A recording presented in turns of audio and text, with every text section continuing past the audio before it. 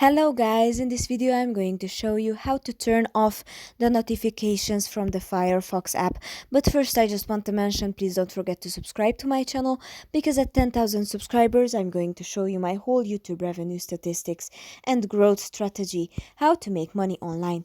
So let's jump into it. Open the Firefox app.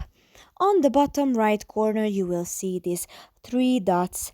If you tap on it, then it will open the menu.